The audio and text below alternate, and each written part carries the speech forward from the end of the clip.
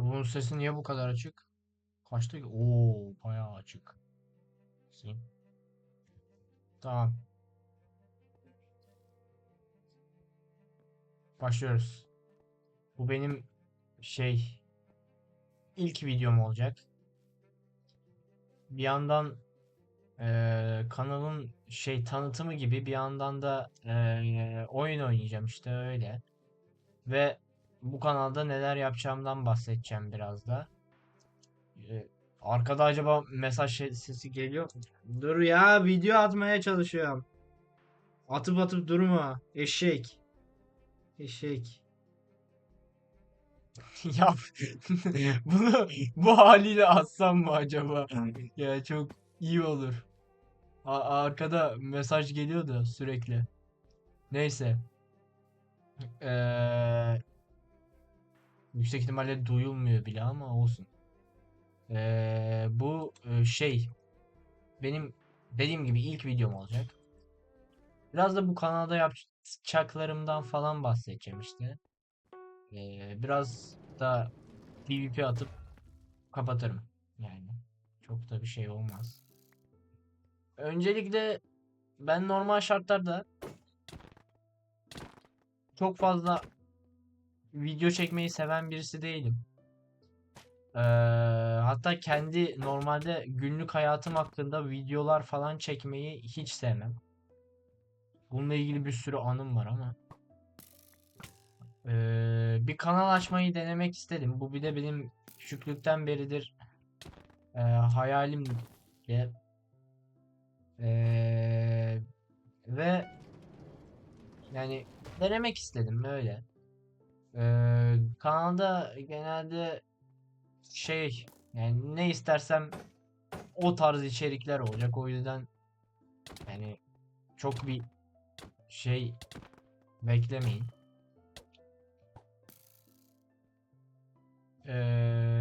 Onun dışında güzel olacağını düşünüyorum. Umarım öyle de olur.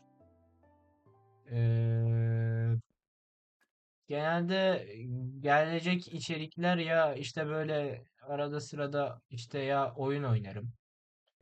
Onu atarım kanala ya da benim akvaryumum var. İşte akvaryumdaki canlıları falan tanıtırım ya da o tarz içerikler gelir işte. Tamamen rastgele yani ne istersem o gelecek yani. Yani bir beklentiniz çok da olmasın. Ama izleyin yani güzel olacak eminim.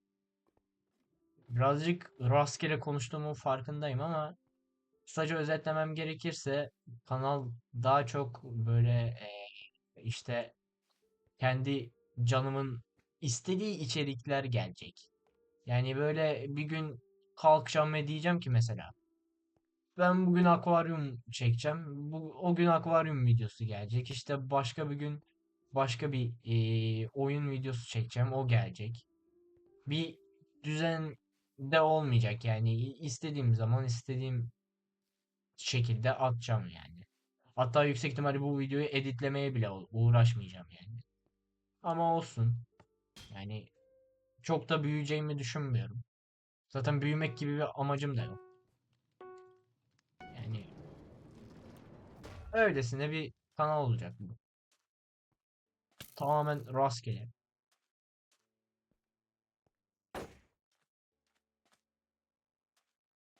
Kaçma. Gel buraya. Oğlum ben niye bu kadar kötü oynamaya başladım ya? Bundan önce bak bir kayıt aldım. Kayıtta sesler çıkmamış. Onda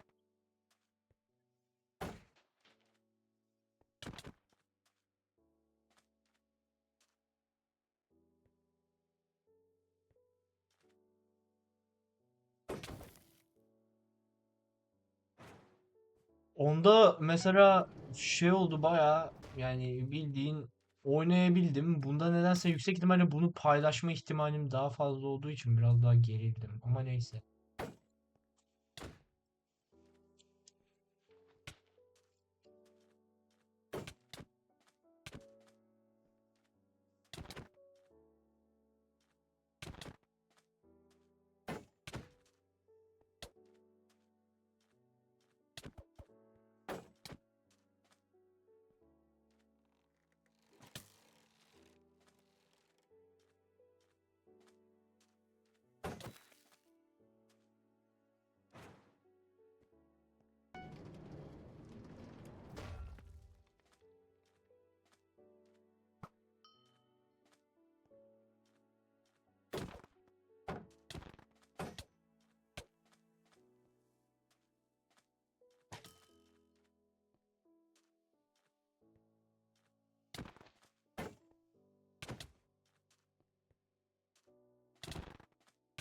Temkinli oynuyor. Ama ben daha iyiyim. Ya da daha kötüyüm bilmiyorum. Ne? Yarım kalple. Oy. Neyse. Burada noktalayalım. Görüşürüz.